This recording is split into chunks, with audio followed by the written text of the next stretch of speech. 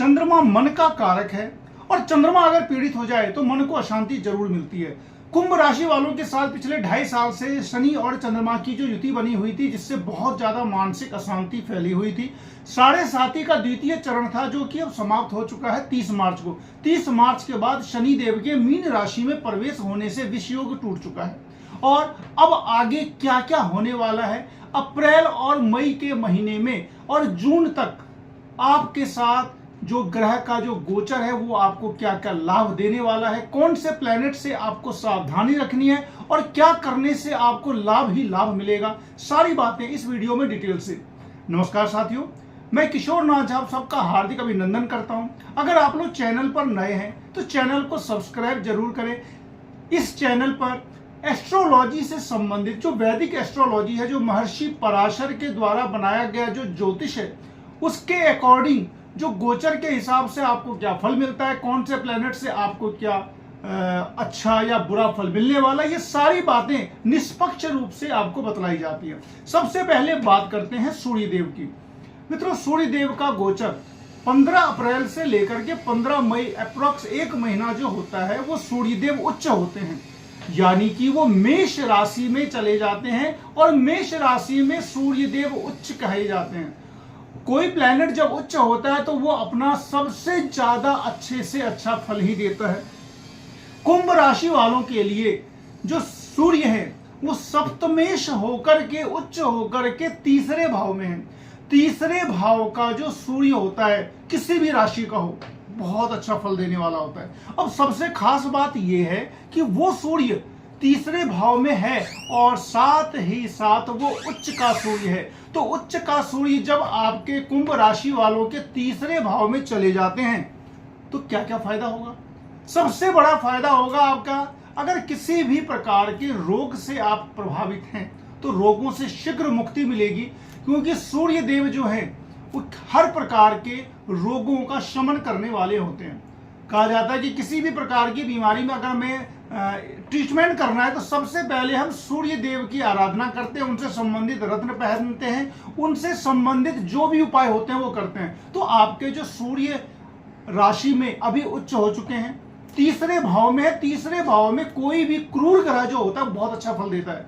तो सूर्य तीसरे घर में उच्च होकर के बैठ गए हैं, रोगों से शीघ्र मुक्ति मिलेगी, सुख और चैन इसमें फायदा मिलना शुरू हो जाएगा। कुछ ना कुछ ऐसी बातें होंगी आपके साथ कि आपको लगेगा कि प्लैनेट हमारा सपोर्ट कर रहे हैं। मित्रों से भी लाभ होगा, सम्मान की प्राप्ति होगी, नए पद की प्राप्ति होती है। तो नए पद की प्राप्ति में जो पहले से जॉब में है उनको प्रमोशन मिल सकता है, मन चाह ट्रांसफर हो सकता है। जो विद्यार्थी कॉम्पिटिटिव एग्जाम्स की तैयारी कर रहे हैं, कुंभ राशि वाले हैं, और साथ ही साथ उनका दशा अंतर्दशा अच्छे ग्रहों का चल रहा है, या तो शुक्र का चल रहा है, बुध का चल रहा है, या शनि का ही चल रहा है, तो निश्चित रूप से आपको इस टाइम पीरियड में सरकारी नौकरी की प्राप्ति होगी, या फिर सरकारी नौकरी जितने ही पावर वाली कोई दूसरी नौकरी की प्राप्ति जरूर हो जाएगी, क्योंकि उच्च पद की प्राप्ति पक्का होगी। सूर्य देव उच्च के हैं, जो प्रशासनिक प्लैनेट है, प्रशासनिक प्लैनेट उच्च होकर के आपके अच्छे घर में बैठ गए हैं, तीसरे भाव में, कार्यों में आपको सफलता मिल जाएगी। इसके बाद अगर हम बात करें, चतुर्ग्रही योग भी बना हुआ है, शनि, राहु, शुक्र और बुध। शुक्र देव उच्च के हैं और शुक्र आपका जो है वो प्रबल बली राजयोग कारक है, चौथे घर का भी मालिक है, 9वें घर का भी मालिक है। उच्च होकर के शनि के साथ है, अपने मित्र के साथ है, अपने राहु मित्र के साथ है। तो शनि राहु शुक्र की युति यहां पर आपको बहुत ही ज्यादा अच्छा फल देने वाली है। शनि भी आपको 30 मार्च तक बहुत ज्यादा कष्ट आपको उन्होंने प्रदान किया है, बहुत ज्यादा, क्योंकि दूसरा चरण बहुत ही खराब होता है, बहुत ज्यादा।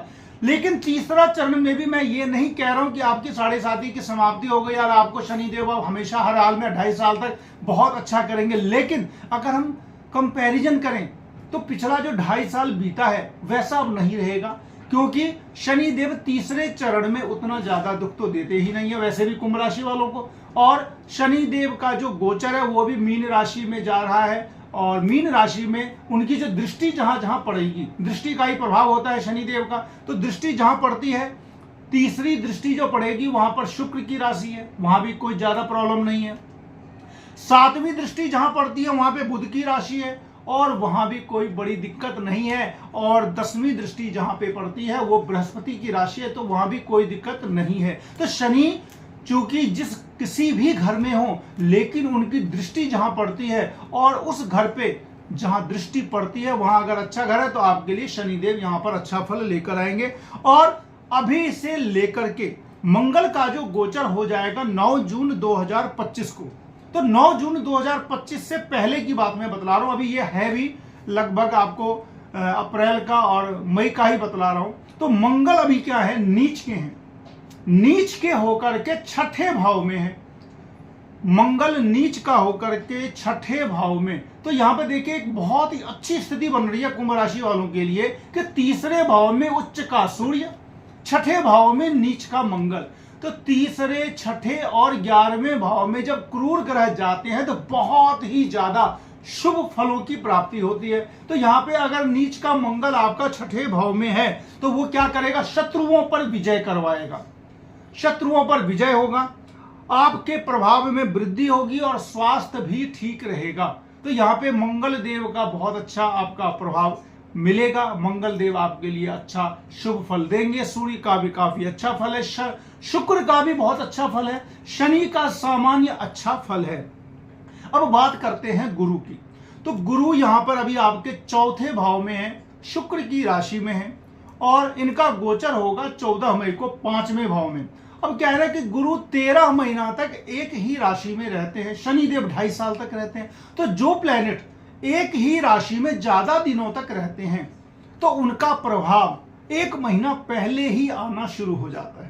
यानी कि अगर कोई प्लेनेट 14 मई को गोचर करेगा तो 14 अप्रैल से ही वो मानो अगली राशि का फल देना शुरू कर देते हैं।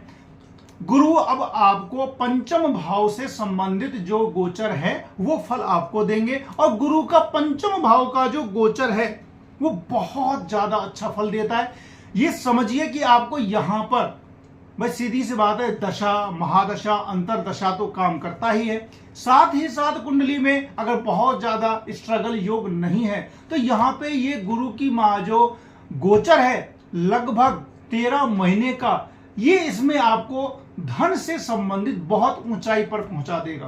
कितनी ऊंचाई पर पहुंचाएगा ये डिपेंड करता है कि आपका स्टेटस क्या है, लेकिन इतनी बात तो तय है कि जो गुरु आपका एकादशेश है, जो गुरु आपका द्वितीयेश है, जो गुरु आपके आय का मालिक है, जो गुरु आपके बैंक बैलेंस का मालिक है, वो गुरु ऐसी जगह पर चले जाएंगे जहां से उनकी दृष्टि पड़ेगी आय के भाव पर। यानी कि गुरु की दृष्टि उस घर पे पड़ेगी जहां पे आय आपका आता है, आपके पास पैसे आते हैं। तो गुरु की दृष्टि जिस घर पे पड़ती है वो घर निहाल हो जाता है।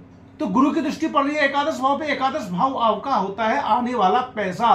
तो ये चीज चूंकि 14 मई को गोचर है, लेकिन गुरु बहुत धीमा प्लेनेट है, तो एक में गुरु, शनि और राहु ये थोड़ा पहले ही प्रभाव देना शुरू कर देते हैं। तो गुरु ऊपर से 14 मई से पहले पंचम भाव का ये प्रभाव देंगे और उसके बाद 14 मई के बाद तो अतिचारी गुरु हो जाएंगे, बहुत ही ज्यादा बलवान, अत्यधिक बलवान बृहस्पति आपके हो जाएंगे पंचम भाव में। और पंचम भाव में जब बृहस्पति जाते हैं गोचर में तो कार्यों में सफलता मिलती है, पद की प्राप्ति होती है, व्यवसाय में सफलता मिलती है, व्यवसाय में उन्नति होती है, कोई बड़ा स्थिर लाभ मिलता है, मांगलिक उत्सव होता है, शादी होती है, पुत्र जन्म होता है, शेयर मार्केट में बड़ा बड़ा लाभ मिलता है। ये सारी बातें मैंने जो बतलाई हैं ये महर्षि पराशर ने गोचर सिद्धांत में बतलाया है और ये होता ही है। जन्म कुंडली को देखकर ही समस्याएं निकल के आ जाती है बिना बताए, और गोचर के हिसाब से भी फल मिलता है। हाँ, ये बात तय है कि किसी को ज्यादा फल मिलेगा, किसी को कम फल मिलेगा।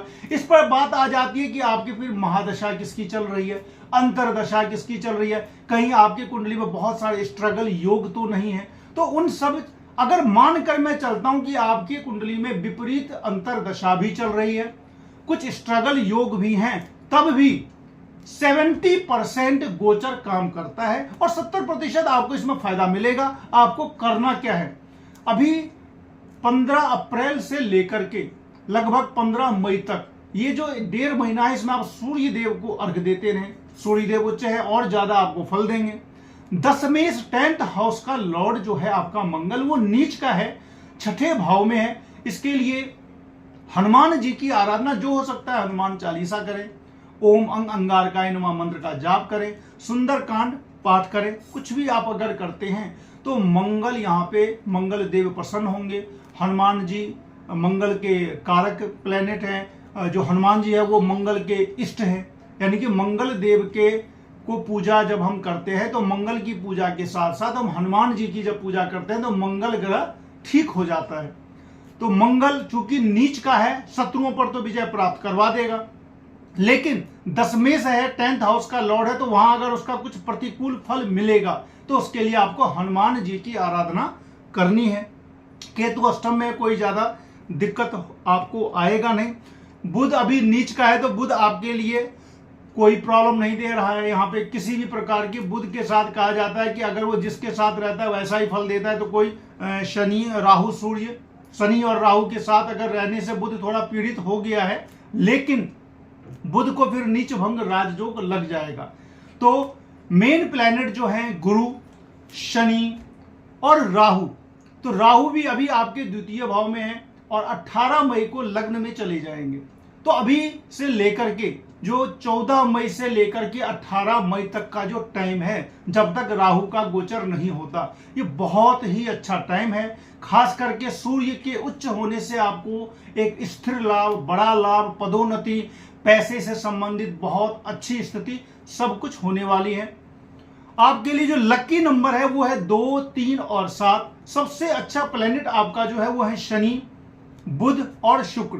तो अगर आपकी शनि, बुध या शुक्र की अंतरदशा चल रही है तो इससे संबंधित आप रत्न भी धारण कर सकते हैं। और शनि, बुध और शुक्र और साथ ही साथ मंगल देव की आप पूजा करें, उनसे संबंधित जो मंत्र हैं उन मंत्रों का आप जाप भी करें। तो इससे क्या होगा, कुंभ राशि वालों को बहुत अच्छी तरीके से शुभ फल मिलेगा। जो नेगेटिव फल जो आपके जीवन में आना है वो नेगेटिव फल कम से कम हो जाएगा। तो इस तरीके से कुंभ राशि वालों का जो मैंने आपको 1.5 महीने का लगभग ये 14 अप्रैल से लेकर के और 18 मई तक का जो मैंने आपको बतलाया है गोचर, इसमें ये जो बातें हैं ये निश्चित रूप से आपके साथ होंगी। शुभ फलों की प्राप्ति के लिए जो उपाय बतलाए गए हैं वो निश्चित रूप से आप करें। लाइक, शेयर और सब्सक्राइब भी जरूर करें। मिलते हैं फिर अगले वीडियो।